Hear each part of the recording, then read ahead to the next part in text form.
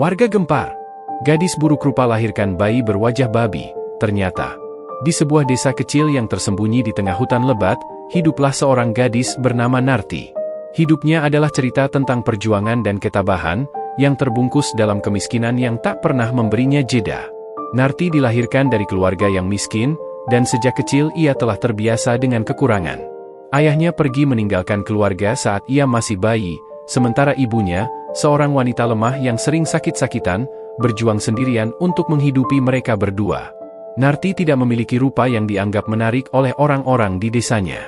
Kulitnya legam akibat kerja keras di bawah terik matahari, rambutnya kasar karena jarang dirawat, dan tubuhnya yang kurus membuatnya tampak jauh lebih tua dari usianya. Tatapan orang-orang selalu menghakimi dirinya, seolah ia adalah beban bagi desa. "Lihatlah Narti si buruk rupa itu," kata seorang wanita tua di pasar suatu hari, diiringi tawa nyinyir beberapa ibu-ibu lain. Keluarganya sudah miskin, wajahnya juga tidak membantu. Tidak ada lelaki yang akan mau dengannya, tambah yang lain dengan nada mengejek. Kata-kata itu adalah bagian dari kesehariannya. Tidak ada yang mau berteman dengannya. Anak-anak sebayanya menghindarinya, memilih untuk bermain dengan mereka yang dianggap lebih layak. Bahkan, orang dewasa pun kerap memandang rendah dirinya. Narti tumbuh dalam dunia yang tidak pernah memberinya rasa kasih sayang selain dari ibunya. Namun, hidup Narti semakin suram ketika ibunya, satu-satunya orang yang mencintainya tanpa syarat, meninggal dunia. Hari itu adalah hari paling gelap dalam hidupnya. Gubuk kecil mereka menjadi lebih sunyi, dan dunia terasa lebih dingin. Narti menangis selama berhari-hari di sudut gubuk yang reot itu. Ia memeluk selimut lusuh peninggalan ibunya, mencoba mencari kehangatan dari kenangan terakhir yang dimilikinya. Tapi kenyataan segera memanggilnya kembali. Ia harus bertahan hidup. Tidak ada belas kasihan dari warga desa setelah kematian ibunya. Mereka justru semakin sering mencemoohnya. "Kasihan sekali anak itu. Tidak ada orang yang mau menolongnya," ujar seorang pria sambil menatap Narti yang memikul tumpukan kayu bakar di punggungnya. "Kasihan? Aku rasa itu karena dia pembawa sial. Lihat saja, ibunya pun meninggal. Mungkin dia adalah kutukan bagi keluarganya," sahut seorang wanita yang berdiri di dekatnya. Narti mendengar semua kata-kata itu. Setiap ejekan dan fitnah adalah luka baru di hatinya yang sudah penuh goresan. Tapi ia tidak pernah membalas. Ia tahu, tidak ada gunanya melawan. Hidupnya hanyalah tentang bertahan. Setiap pagi, Narti akan pergi ke hutan dengan sabit dan tali rotan yang diikatkan di pinggangnya. Ia mengumpulkan ranting dan kayu bakar, memasukkannya ke dalam keranjang besar yang ia bawa di punggung. Kayu itu ia jual di pasar desa untuk membeli sedikit makanan. Terkadang, uang yang didapatnya bahkan tidak cukup untuk membeli nasi. Saat warga desa bersenang-senang di sore hari, anak-anak bermain di tepi sungai, para wanita berkumpul untuk bergosip, dan para pria duduk di warung kopi, Narti lebih sering berada di tengah hutan. Ia menyusuri jalanan yang dipenuhi ilalang dan duri, mencari kayu-kayu kering yang bisa dijual. Namun, hutan juga menjadi tempat pelariannya. Di sana, ia merasa bebas dari tatapan menghakimi warga desa. Suara burung yang berkicau, angin yang mengayunkan dedaunan, dan suara aliran sungai kecil menjadi teman-temannya. Hutan adalah tempat di mana ia merasa diterima, tanpa perlu berpura-pura atau menjelaskan dirinya. Meskipun begitu, setiap malam ketika ia kembali ke gubuk kecilnya, kesepian kembali menyergapnya. Tidak ada suara lain selain desah angin yang masuk melalui celah-celah dinding gubuknya. Ia menyalakan lampu minyak, duduk di sudut, dan memandang keluar jendela kecil yang berdebu. Di bawah sinar bulan, ia sering bertanya-tanya, apakah hidupku akan selalu seperti ini? Apakah aku tidak pantas bahagia? Hujan turun dengan derasnya, mengguyur hutan lebat hingga dedaunan bergetar dan tanah berubah menjadi lumpur licin. Narti, yang kala itu sedang memikul keranjang penuh kayu bakar, bergegas mencari tempat berteduh. Ia mengenakan kain lusuh yang sudah basah kuyup, tubuhnya menggigil kedinginan. Di antara rintik hujan yang semakin deras, ia melihat sebuah mulut gua yang tersembunyi di balik rimbunnya semak belukar. Gua itu tampak asing baginya. Padahal, selama bertahun-tahun ia menjelajah hutan ini, ia belum pernah melihat gua tersebut. Rasa penasaran bercampur rasa takut menyelimuti dirinya. Namun, desakan hujan membuatnya tak punya pilihan lain selain memasuki gua itu. Saat melangkah masuk, ia merasa hawa di dalam gua begitu hangat, seolah berbeda dari udara dingin di luar. Dinding-dinding gua dipenuhi lumut bercahaya samar, memberikan penerangan alami yang aneh namun menenangkan. Di dalam, suara gemericik air menambah kesan mistis tempat itu. Tapi apa yang benar-benar mengejutkan Narti adalah pemandangan seorang pemuda tampan yang duduk di atas batu besar di tengah gua. Pemuda itu tampak seperti tidak berasal dari dunia ini. Rambutnya hitam legam, kulitnya bersih, dan matanya memancarkan kehangatan yang tidak pernah Narti lihat sebelumnya. Ia mengenakan pakaian sederhana namun terlihat bersih dan rapi. Saat menyadari kehadiran Narti, pemuda itu menoleh dan tersenyum lembut. Senyum itu, entah mengapa, membuat hati Narti yang selama ini penuh luka menjadi sedikit lebih tenang. "Apa yang membawamu ke tempat ini?" tanya pemuda itu dengan suara yang dalam namun menenangkan. Narti tertegun. Ia tidak terbiasa berbicara dengan siapapun, apalagi dengan seseorang yang tampak begitu sopan dan ramah. Dengan gugup, ia menjawab, Aku hanya mencari perlindungan dari hujan, Tuan. Aku tidak tahu bahwa tempat ini ada." Pemuda itu mengangguk, seolah mengerti. "Kau boleh berteduh di sini. Tidak banyak yang menemukan gua ini." Narti merasa lega mendengar kata-kata itu. Ia meletakkan keranjangnya di dekat pintu gua dan duduk bersila di lantai yang dingin.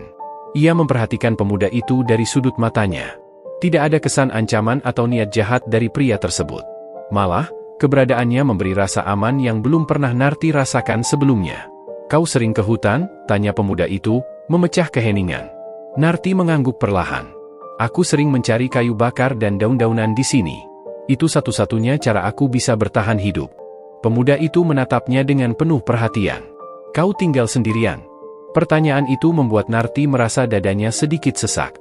Namun, ia mengangguk dan menjawab, "Ya, ibuku sudah meninggal. Aku tidak punya siapa-siapa." Pemuda itu tampak terdiam sejenak. Ia memandang Narti seolah sedang membaca seluruh kisah hidupnya melalui sorot matanya. "Kau terlihat seperti seseorang yang telah banyak melalui kesulitan," katanya akhirnya. Ucapan itu membuat Narti merasa aneh. Tidak ada yang pernah berbicara padanya dengan nada seperti itu sebelumnya, nada yang penuh penghargaan, bukan penghinaan. Ia hanya tersenyum tipis, tidak tahu harus berkata apa. Pemuda itu lalu bangkit dari duduknya. Ia berjalan mendekati dinding gua dan menyentuh lumut bercahaya yang tumbuh di sana. "Gua ini memiliki sejarah yang panjang," katanya, seolah berbicara pada dirinya sendiri. "Banyak yang datang ke sini dengan hati yang serakah, tetapi mereka tidak pernah keluar dengan selamat." Narti merasa bulu kuduknya meremang mendengar ucapan itu. "Kenapa?" tanyanya dengan suara lirih. "Karena tempat ini hanya menerima mereka yang berhati murni," jawab pemuda itu sambil berbalik menatap Narti. "Aku rasa itulah alasan kenapa kau bisa sampai di sini hari ini." Narti terdiam, tidak mengerti apa maksud pemuda itu. Ia hanya merasa ada sesuatu yang istimewa dari pria ini, sesuatu yang tidak bisa ia jelaskan dengan kata-kata. Beberapa saat kemudian, hujan di luar mulai mereda. Narti merasa sudah saatnya ia pergi. Ia berdiri dan mengambil keranjangnya. "Terima kasih telah mengizinkan aku berteduh, Tuan. Aku harus pergi sekarang." Pemuda itu mengangguk. "Hati-hati di perjalanan," katanya. Lalu, dengan senyum yang sama, ia menambahkan, "Mungkin kita akan bertemu lagi suatu hari nanti." Narti tidak menjawab. Ia hanya membalas dengan senyum malu-malu sebelum melangkah keluar dari gua. Namun, selama perjalanan pulang, pikirannya terus dihantui oleh bayangan pemuda itu. Siapa dia? Mengapa ia berada di gua yang begitu misterius? Dan mengapa ia merasa bahwa pertemuan itu akan mengubah hidupnya selamanya? Tanpa ia sadari, Narti membawa pulang sebuah perasaan baru, perasaan bahwa mungkin, di tengah kesengsaraan hidupnya, ada secercah harapan yang menanti di depan keesokan harinya. Langit cerah, dan sinar matahari menembus sela-sela daun di hutan, menciptakan bayangan yang bergerak seirama dengan hembusan angin. Dengan langkah hati-hati, Narti membawa bungkusan berisi ubi rebus dan jagung, hasil panennya sendiri. Meskipun sederhana, ini adalah hal terbaik yang bisa ia berikan sebagai ungkapan terima kasih kepada pemuda misterius itu. Hatinya berdebar, tidak tahu apakah ia akan disambut dengan kehangatan seperti kemarin. Setibanya di gua, ia menemukan pemuda itu masih di tempat yang sama, duduk di atas batu besar, dengan ekspresi tenang. Mata pemuda itu menyala saat melihat Narti datang. "Ah, kau kembali," kata pemuda itu dengan senyum lembut yang langsung membuat Narti merasa nyaman. Aku ingin mengucapkan terima kasih atas kebaikanmu kemarin," kata Narti, meletakkan bungkusan itu di atas batu kecil di dekat pemuda tersebut. "Ini untukmu. Maaf, hanya ubi dan jagung, aku tidak punya apa-apa yang lebih baik." Pemuda itu memandangi bungkusan itu dengan penuh rasa terima kasih, lalu mengambilnya. Kebaikan hati tidak diukur dari kemewahan. "Terima kasih, Narti. Ini lebih dari cukup." Kata-kata itu membuat Narti tersipu. Tidak ada yang pernah memujinya seperti itu sebelumnya. Semua orang di desa hanya tahu mengejeknya, bahkan jika ia bekerja keras. Namun, pemuda ini berbeda. Saat ia hendak berpamitan, pemuda itu mengeluarkan sesuatu dari balik jubahnya. Sekeping uang emas yang berkilauan di bawah sinar matahari yang masuk melalui celah gua. Ia menyodorkannya kepada Narti. "Ini untukmu," katanya. Mata Narti melebar. "Apa ini?" Tidak, aku tidak bisa menerimanya." "Terimalah," desak pemuda itu dengan lembut. "Aku tidak membutuhkan uang ini, tapi kau mungkin membutuhkannya. Gunakan untuk membeli sesuatu yang kau perlukan." Narti akhirnya menerimanya dengan tangan gemetar. Ia tidak pernah melihat uang sebesar ini sepanjang hidupnya. "Terima kasih, Tuan. Aku tidak tahu bagaimana harus membalas kebaikanmu." "Datanglah lagi," jawab pemuda itu sambil tersenyum. "Temani aku di sini, itu sudah cukup." Sejak hari itu, kunjungan Narti ke gua menjadi kebiasaan. Setiap pagi, ia menyiapkan makanan sederhana dari apa yang ia miliki, lalu membawanya ke gua untuk pemuda itu. Dan setiap kali, pemuda itu memberinya sekeping uang emas sebagai balasan. Hari-hari mereka dipenuhi dengan percakapan. Pemuda itu selalu mendengarkan cerita-cerita sederhana dari kehidupan Narti di desa, tentang kesulitannya, tentang hinaan yang ia terima, dan tentang bagaimana ia bertahan meski dunia seolah menolaknya. Di sisi lain, pemuda itu juga mulai membuka diri. Ia menceritakan bahwa ia berasal dari tempat yang jauh, sebuah dunia yang berbeda. "Aku hanya seorang pengembara," katanya suatu hari. "Tapi tempat ini, gua ini, memberikan ketenangan yang tidak bisa kudapatkan di tempat lain." Narti tidak pernah mempertanyakan lebih jauh. Meski ceritanya terdengar aneh, ia merasa tidak perlu tahu segalanya. Yang penting, pemuda ini memperlakukannya dengan hormat dan memberinya perhatian yang tidak pernah ia dapatkan dari siapapun sebelumnya. Namun, tidak semuanya berjalan mulus. Kedekatan mereka mulai memicu rasa penasaran warga desa. Suatu hari, seorang wanita dari desa melihat Narti memasuki hutan dengan keranjang berisi makanan. Ia mengikuti Narti secara diam-diam dan melihat gadis itu masuk ke gua. Wanita itu menunggu di luar, mencoba mendengar apa yang terjadi. Ketika Narti keluar beberapa waktu kemudian, wanita itu memperhatikan ada sesuatu yang berkilauan di tangan Narti, sekeping uang emas. Berita itu segera menyebar di desa. Orang-orang mulai bergosip bahwa Narti menyimpan rahasia besar di hutan, mungkin sebuah harta karun, atau bahkan sesuatu yang berhubungan dengan ilmu hitam. "Narti itu aneh," kata salah satu warga desa. "Dari mana dia mendapatkan uang emas? Padahal dia hanya seorang gadis miskin yang tak pernah punya apa-apa. Jangan-jangan dia punya perjanjian dengan makhluk gaib," sambung yang lain. Tanpa sepengetahuan Narti, gosip itu semakin meluas. Banyak warga yang mulai mengintai, mencoba mengikuti setiap langkahnya. Namun, Narti tetap tak menyadarinya. Baginya, gua itu adalah satu-satunya tempat di mana ia merasa diterima, dan pemuda itu adalah satu-satunya orang yang melihatnya sebagai manusia, bukan sekadar sosok yang layak dihina. Hingga suatu hari, ketika ia berjalan menuju gua seperti biasa, ia merasa ada yang mengikutinya. Ia menoleh, tapi tidak melihat siapapun. Hatinya mulai gelisah, tapi ia mencoba mengabaikannya. Setibanya di gua, pemuda itu langsung menyadari perubahan di wajah Narti.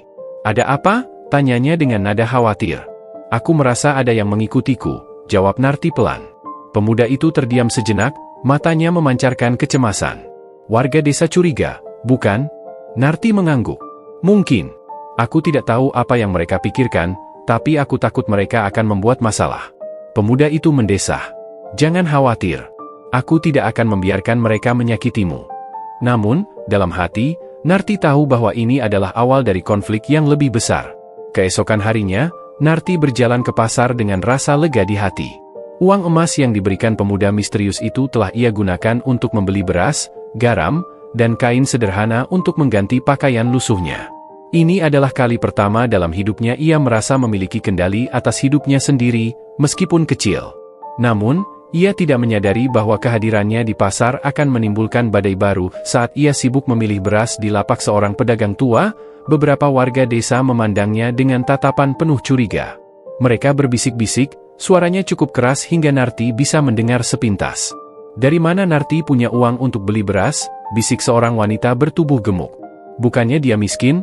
Jangan-jangan dia mencuri," sahut pria lain. "Atau mungkin dia memang benar punya perjanjian dengan makhluk halus di hutan." Hati Narti mulai gelisah. Namun, ia berusaha mengabaikan bisikan-bisikan itu.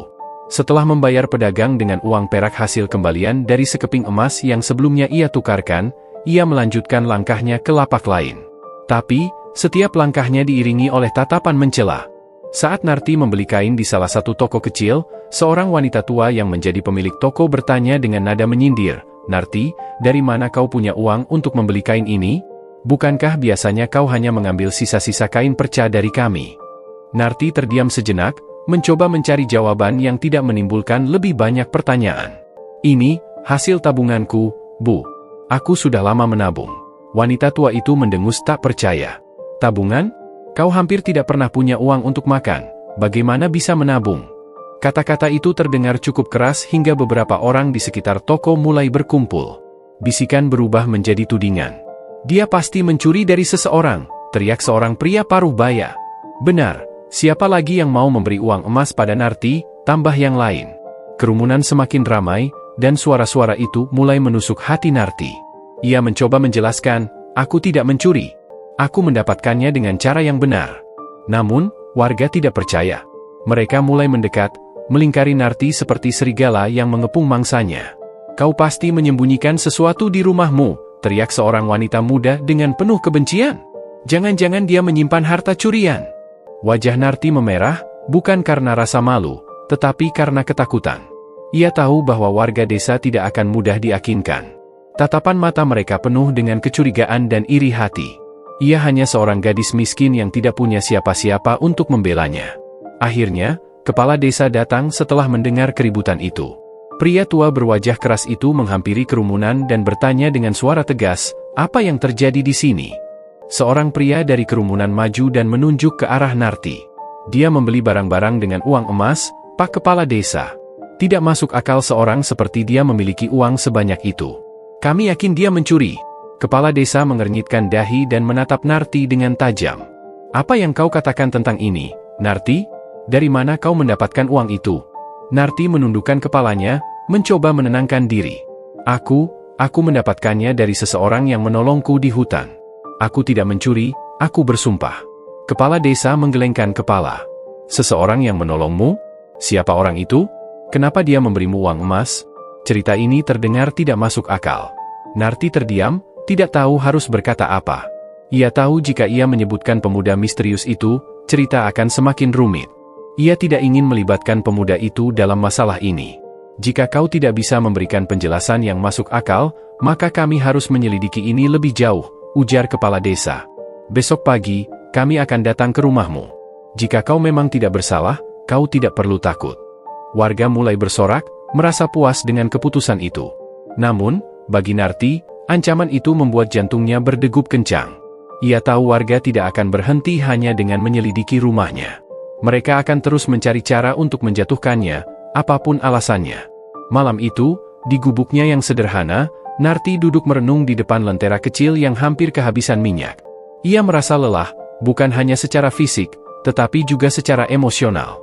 Air matanya mengalir tanpa henti. "Apa salahku?" bisiknya kepada dirinya sendiri. "Kenapa mereka tidak bisa membiarkanku hidup dengan tenang?" Ketukan pelan di pintu gubuknya membuat Narti terlonjak. Dengan hati-hati, ia membuka pintu dan menemukan pemuda misterius itu berdiri di sana, wajahnya tenang namun penuh kecemasan. "Aku mendengar apa yang terjadi," kata pemuda itu. Narti tidak bisa menahan tangisnya lagi. Ia menceritakan semua yang terjadi di pasar, bagaimana warga menuduhnya mencuri, dan ancaman yang akan datang keesokan harinya. Pemuda itu mendengarkan dengan sabar, kemudian berkata, "Kau tidak perlu takut. Aku akan membantumu. Mereka tidak akan bisa menyakitimu.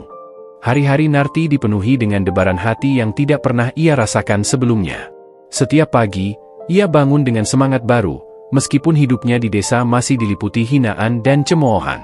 Tidak ada yang tahu bahwa ia telah menemukan kebahagiaan di tempat yang tidak pernah diduga, sebuah gua di tengah hutan. Di sanalah seorang pemuda misterius bernama Raka menunggunya, memberikan kehangatan yang selama ini ia rindukan. Kedekatan mereka semakin intens. Narti mulai merasa bahwa Raka adalah segalanya baginya.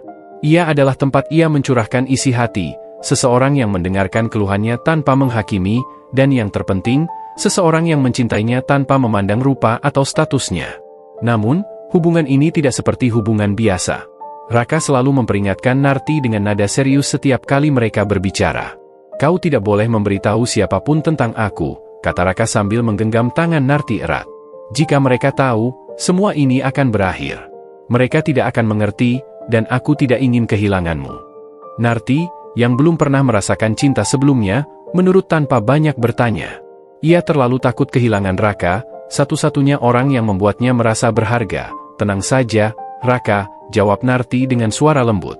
"Aku tidak akan pernah mengatakan apapun. Aku hanya ingin kita tetap seperti ini. Hanya kau dan aku." Meskipun Raka terlihat lega mendengar jawaban itu, ada sesuatu di matanya yang membuat Narti bertanya-tanya.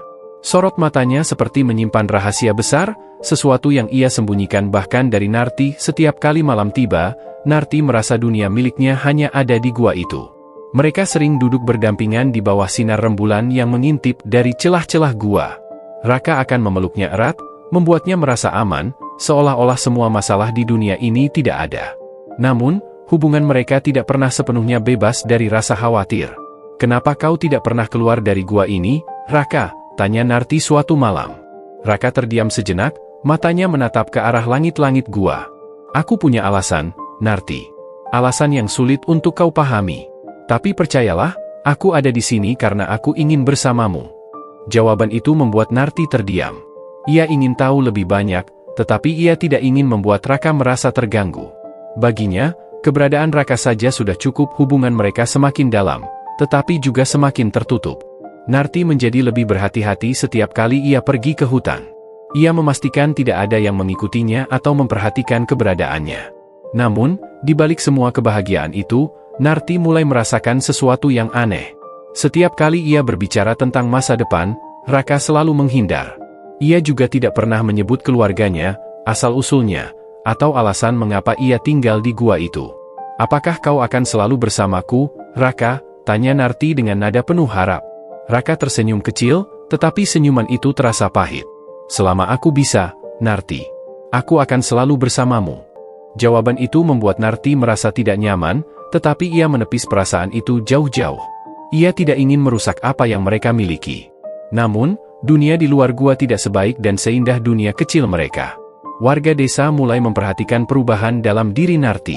Dan tanpa sepengetahuannya, gosip tentang dirinya mulai menyebar, menjadi ancaman yang dapat menghancurkan kebahagiaan yang baru saja ia temukan. Beberapa bulan berlalu sejak Narti menjalin hubungan rahasia dengan Raka. Di tengah kebahagiaannya, Narti mulai merasakan perubahan aneh pada tubuhnya. Ia sering merasa mual di pagi hari dan mudah lelah saat bekerja di hutan. Awalnya, ia mengira ini hanyalah efek dari keletihan atau kurang makan. Namun, ketika siklus bulanannya tidak datang selama 2 bulan berturut-turut, ia mulai curiga. Pada suatu pagi, saat duduk di tepi sungai, ia mengelus perutnya yang terasa sedikit membesar. Hatinya berdebar keras. Tidak mungkin. Ia mencoba mengingat malam-malam bersama Raka, kehangatan yang mereka bagi, dan bisikan lembutnya yang membuat dunia terasa seperti mimpi indah. "Aku hamil," bisiknya pada dirinya sendiri. Kabar itu adalah kejutan besar baginya, campuran antara kebahagiaan dan ketakutan. Ia ingin memberitahu Raka, tetapi ia juga khawatir bagaimana Raka akan merespons. Malam itu, ia pergi ke gua dengan langkah berat, membawa rahasia besar di hatinya. Saat bertemu Raka, Narti berusaha tersenyum meski hatinya penuh gejolak. "Raka," katanya pelan. Aku rasa aku mengandung anakmu." Raka terdiam. Matanya, yang biasanya lembut dan hangat, berubah menjadi penuh kekhawatiran. Ia bangkit dari duduknya, melangkah menjauh sejenak, lalu kembali menatap Narti. "Benarkah?" tanyanya dengan nada bergetar. Narti mengangguk. Ia mengharapkan pelukan atau ucapan bahagia dari Raka, tetapi yang ia dapatkan hanyalah tatapan kosong. Kita harus lebih berhati-hati, Narti, kata Raka akhirnya. Jangan sampai ada yang tahu tentang ini. Jawaban itu membuat Narti bingung. Kenapa, Raka? Bukankah ini anak kita? Apa yang salah dengan itu? Raka menghela napas panjang, seolah ingin mengatakan sesuatu tetapi menahan diri. Aku akan menjelaskan semuanya pada waktunya. Tapi untuk sekarang, kau harus menjaga rahasia ini. Jangan biarkan siapapun tahu. Namun, menjaga rahasia itu ternyata jauh lebih sulit daripada yang mereka bayangkan. Warga desa mulai memperhatikan perubahan pada tubuh Narti. Perutnya yang semakin membesar menjadi bahan pembicaraan. Di pasar, ibu-ibu yang sedang berbelanja sering mencuri pandang ke arahnya, lalu berbisik-bisik dengan nada mencurigakan. Kau lihat Narti? Perutnya mulai buncit, ujar salah satu warga. Dia hamil. Tapi siapa ayahnya? Tidak pernah ada lelaki yang mendekatinya, tambah yang lain dengan nada mengejek. Jangan-jangan dia berbuat hal yang memalukan di hutan. Narti merasa setiap mata di desa menatapnya dengan penuh curiga. Setiap langkahnya menjadi berat, setiap senyuman yang ia coba tunjukkan hanya berbalas tatapan dingin atau cibiran. Ia mencoba menghindari desa sebanyak mungkin, menghabiskan lebih banyak waktu di hutan. Namun, gosip itu terus menyebar, semakin memburuk setiap harinya. Bahkan beberapa warga mulai mendatanginya langsung, menuntut jawaban. Narti, kami tahu kau sedang hamil, ujar seorang ibu dengan nada menyindir suatu hari di pasar. Siapa ayahnya? Jangan-jangan kau menyembunyikan sesuatu yang memalukan? Narti terdiam, merasa tersudut. Ia tidak bisa mengatakan kebenarannya. Ia hanya bisa menunduk dan segera pergi tanpa membeli apapun. Malam-malam Narti diisi dengan tangisan. Ia merasa sendirian, meskipun ia tahu Raka ada di sana. Namun, semakin hari, ia merasa ada jarak antara mereka. Raka, kenapa kau terlihat berbeda? Tanyanya suatu malam saat mereka duduk bersama di gua. Raka menunduk, menghindari tatapan Narti. Bukan apa-apa. Aku hanya khawatir tentang apa yang akan terjadi nanti. Dunia kita terlalu berbeda, Narti. Dunia kita? Narti bingung. Apa maksudmu? Kita bisa membangun keluarga bersama. Aku tidak peduli dengan apa yang dikatakan warga desa. Selama aku bersamamu, aku bahagia. Raka tidak menjawab. Hening yang menggantung di antara mereka terasa berat, penuh dengan ketidakpastian. Sementara itu, tekanan dari warga desa semakin besar. Beberapa orang bahkan mulai mengancam akan melaporkan Narti kepada kepala desa jika ia tidak memberi penjelasan tentang kehamilannya. Hamil tanpa suami? Ini aib untuk desa kita, teriak salah satu tetua desa. Narti hanya bisa menangis sendirian di gubuknya. Ia merasa terjebak antara cinta yang ia miliki untuk Raka dan kenyataan kejam yang harus ia hadapi di dunia luar. Hari itu, hujan turun dengan deras, membuat tanah di hutan menjadi licin dan berlumpur. Narti, yang kini harus berjalan perlahan karena perutnya yang semakin membesar, tetap memaksakan diri pergi ke gua. Hatinya penuh kegelisahan. Raka, pemuda yang selama ini menjadi sandaran hatinya, tidak muncul selama beberapa hari terakhir. Biasanya, Raka akan menyambutnya di pintu gua atau bahkan menunggunya di tengah jalan. Tapi kali ini, ia tak kunjung melihatnya. Dengan langkah tertatih, Narti tiba di mulut gua. Angin dingin bertiup dari dalam gua, membuat tubuhnya menggigil. Namun, ia mengabaikan rasa takut itu dan melangkah masuk. Hatinya penuh harapan bahwa Raka akan ada di sana, tersenyum seperti biasa, mungkin sudah menyiapkan kata-kata manis untuk menenangkannya. Namun, pemandangan di dalam gua membuatnya tertegun. Tempat yang biasa menjadi lokasi pertemuannya dengan Raka kini terasa asing. Tidak ada jejak pemuda itu sama sekali. Bahkan selimut tipis yang biasanya ia gunakan sudah tidak ada di tempatnya.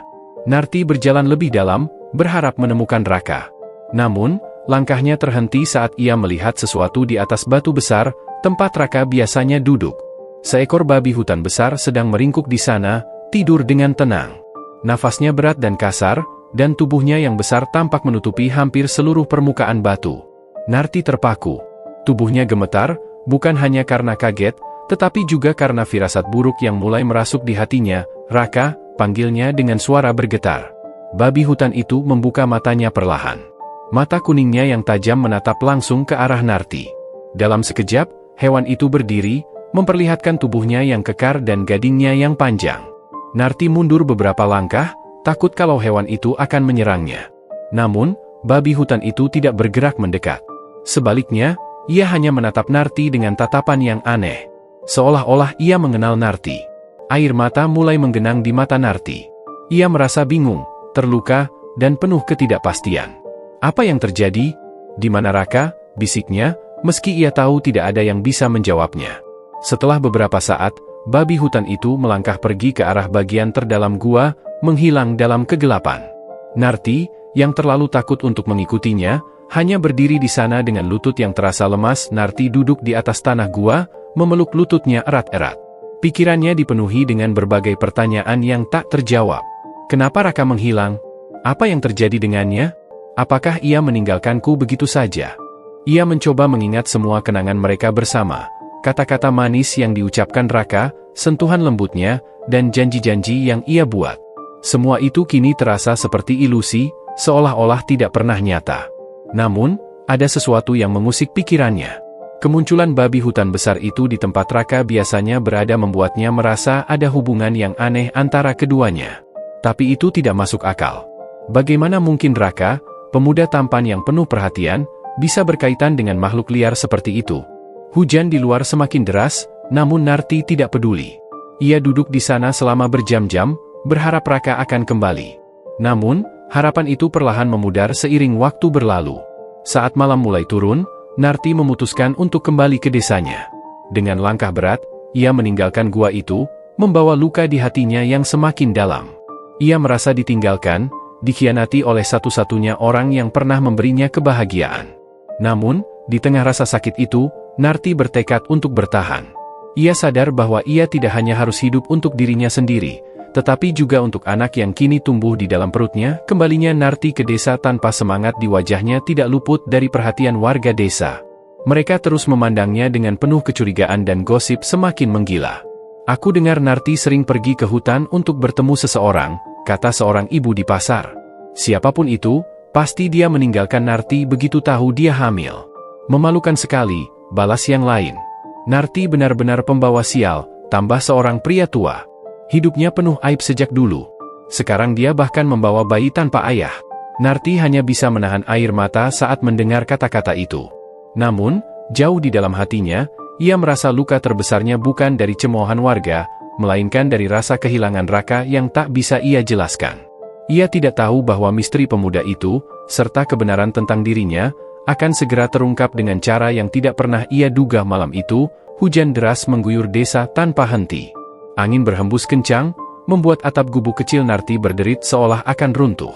Narti menggigit bibirnya menahan rasa sakit yang begitu hebat. Perutnya terasa seperti diremas, dan tubuhnya berkeringat dingin. Tanpa bantuan siapapun, ia tahu waktunya telah tiba, bayinya akan lahir malam itu. Ia berbaring di atas tikar lusuh, dengan kain tipis yang basah oleh keringat. Tidak ada dukun beranak, tidak ada tetangga, hanya ia dan doa yang lirih ia panjatkan ke langit. Tolong, Tuhan, beri aku kekuatan, bisiknya, sambil mencengkeram kain dengan tangan gemetar. Rasa sakit semakin menjadi, dan dengan jeritan panjang yang menyayat hati, bayi itu akhirnya lahir. Narti menutup matanya, menangis karena rasa lega dan juga kebahagiaan. Namun, saat ia membuka mata dan melihat bayi itu untuk pertama kalinya, rasa lega itu berubah menjadi keterkejutan yang luar biasa. Bayi itu tidak seperti bayi manusia biasa. Wajahnya dipenuhi rambut kasar, matanya kecil dan bulat, dengan hidung besar yang menyerupai moncong babi. Suara tangisnya pun terdengar aneh, lebih mirip rintihan babi kecil daripada tangisan bayi. Narti membeku. Tangannya yang gemetar nyaris tidak mampu memeluk bayi itu. Apa-apa ini? Suaranya nyaris tidak keluar. Ia menatap wajah mungil bayi itu, berharap penglihatannya keliru. Namun, kenyataan di depannya terlalu jelas untuk diabaikan. Bayi itu adalah anaknya, darah dagingnya, tetapi memiliki ciri-ciri yang tidak manusiawi. Narti duduk di sudut gubuknya, memeluk bayi itu dengan erat meski tubuhnya gemetar. Hujan di luar semakin deras, seolah ikut mencerminkan kekacauan yang kini melanda pikirannya. Apa yang terjadi? Kenapa anakku seperti ini? Pikirnya. Air matanya mengalir deras, bercampur dengan peluh yang membasahi wajahnya. Ia mulai mengingat kembali hubungannya dengan Raka, pemuda misterius yang muncul entah dari mana. Ia teringat babi hutan besar yang ia temukan di gua tempat Raka biasa berada. Pikirannya dipenuhi berbagai pertanyaan yang saling bertubrukan. Apakah Raka sebenarnya bukan manusia?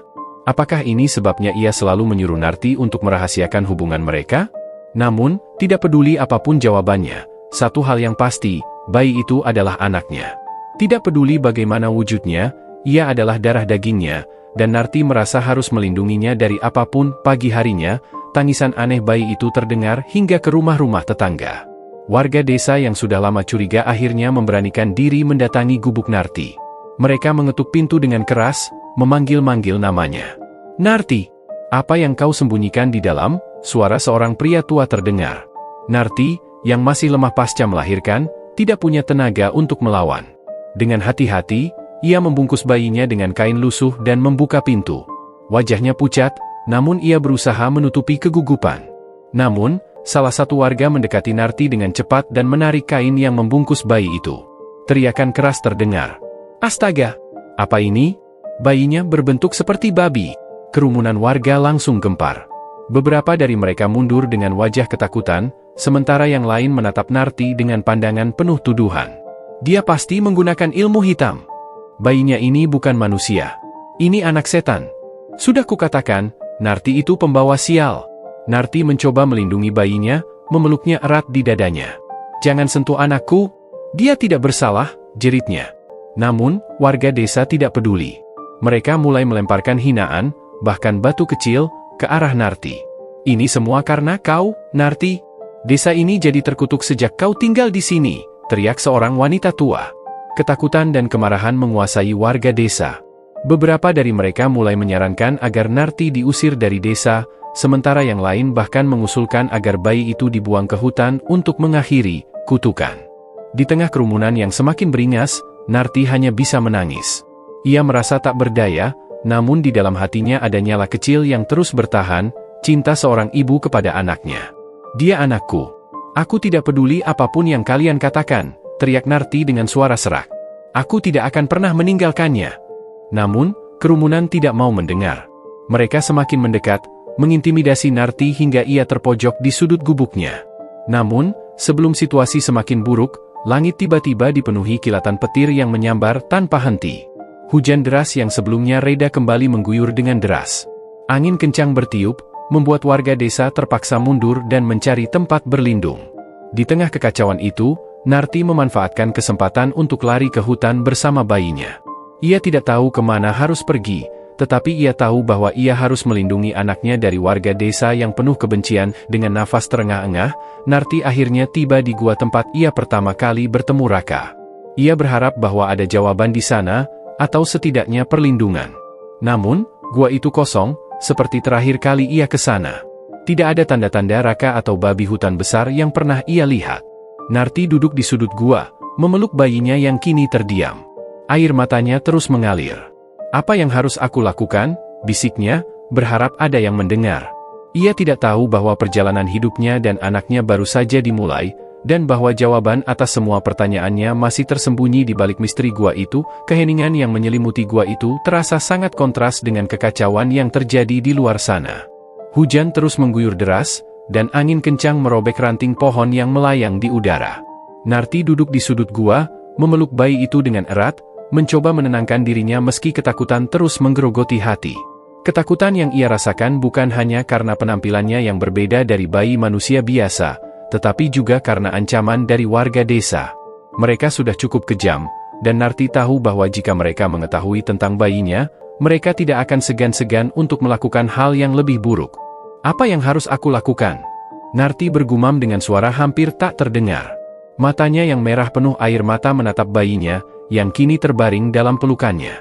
Bayinya yang memiliki wajah menyerupai babi itu terdiam, seolah memahami ketakutan ibunya. Malam itu, bayangan masa depan yang kelam semakin menyesakkan dada Narti. Tanpa Raka, tanpa dukungan siapapun, dan dengan bayinya yang terlahir berbeda, ia merasa dunia ini begitu sempit dan tidak ramah. Namun, naluri keibuannya tidak bisa dibendung. "Dia anakku. Aku harus melindunginya." Keputusan itu tiba-tiba muncul dalam pikirannya. Narti tidak bisa tinggal diam. Ia tidak akan membiarkan bayinya menjadi korban kebencian dan ketakutan orang-orang desa. Ia harus melarikan diri, pergi jauh dari mereka yang hanya akan menyakiti. Dengan hati yang penuh keraguan namun tegas, Narti memutuskan untuk meninggalkan desa, meskipun itu berarti meninggalkan segala yang telah ia kenal. Ia tahu, di dunia ini, Hanya ada satu orang yang bisa diandalkan, dirinya sendiri, dan anaknya. Ia memandang bayinya, yang terlelap dalam pelukannya, dan memutuskan untuk menyusuri hutan. Di sana, di tempat yang jauh dari pandangan dunia luar, ia berharap bisa menemukan ketenangan, bahkan jika itu hanya untuk sementara. Pagi pertama setelah keputusan itu dimulai dengan langkah berat. Hujan yang semalam mengguyur, kini tinggal menjadi tetesan yang masih menetes di dedaunan. Narti berjalan pelan, berusaha untuk tidak menarik perhatian dengan suara langkah kaki. Bayinya yang masih terlelap tertidur dalam pelukannya, tubuh kecilnya tetap terasa hangat meskipun cuaca dingin. Hutan tampak lebih gelap dan lebih menakutkan daripada biasanya. Pohon-pohon tinggi seakan semakin rapat, dan suara gemerisik ranting-ranting yang jatuh membuat Narti semakin merasa terisolasi. Namun, meski ketakutan mencekam dirinya, ia tidak menyerah. Setiap kali ia merasa lelah atau cemas, ia menatap wajah bayinya yang mungil, meski tidak seperti bayi pada umumnya, tetap memberikan ketenangan di hatinya. "Aku akan melindungimu," bisik Narti, menguatkan dirinya dengan janji itu. Setelah berjam-jam berjalan, akhirnya ia tiba di sebuah tempat yang tampaknya aman, sebuah area terbuka di hutan yang dikelilingi oleh pepohonan besar. Ada sebuah sungai kecil yang mengalir dengan tenang, dan udara terasa lebih segar. Narti memutuskan untuk berhenti sejenak, duduk di atas batu besar yang terletak di pinggir sungai. Dengan hati yang penuh rasa cemas, Narti menatap bayinya, yang kini mulai membuka mata. Bayinya melihat sekeliling, lalu menatap ibunya dengan tatapan polos yang seolah bertanya tentang apa yang sedang terjadi. "Ini semua akan baik-baik saja, sayang," kata Narti dengan suara bergetar, meski dirinya sendiri tidak yakin dengan kata-katanya. Saat ia melanjutkan perjalanan, langkahnya terasa semakin berat. Namun, dalam dirinya, ada tekad yang semakin kuat. Ia tidak boleh menyerah. Ia harus terus berjalan, karena di hadapannya ada satu tujuan, melindungi bayinya dari dunia yang tidak akan pernah menerima mereka. Malam semakin turun, dan Narti menemukan sebuah gua kecil untuk berlindung. Di dalam gua, ia duduk menyandarkan tubuhnya, masih memeluk bayinya dengan penuh kasih sayang. Bayinya yang kini mulai menangis, mengingatkan Narti akan perjuangannya yang baru saja dimulai. Dengan terisak, Narti berbisik, "Kita akan menemukan tempat yang aman. Aku akan membuat hidupmu bahagia." Malam itu, angin bertiup kencang dan hujan mulai turun kembali, menambah kesunyian yang mencekam di dalam hutan. Narti yang kelelahan berjalan tanpa arah, memeluk bayinya yang semakin berat di pelukannya. Hutan yang sepi dan gelap semakin terasa asing dan menakutkan. Ia terus berjalan, mencoba menemukan tempat yang lebih aman, meskipun setiap langkahnya terasa semakin berat. Setelah berjam-jam berjalan, ia kembali mendekati gua yang pernah ia temui. Gua itu terasa lebih familiar, meskipun banyak hal yang terjadi sejak pertama kali ia datang. Namun, ketika ia memasuki gua itu, sesuatu yang berbeda membuat jantungnya berdegup kencang. Di dalam gua, di atas batu besar tempat pemuda itu biasa duduk, kini tampak seekor babi besar yang sedang berbaring.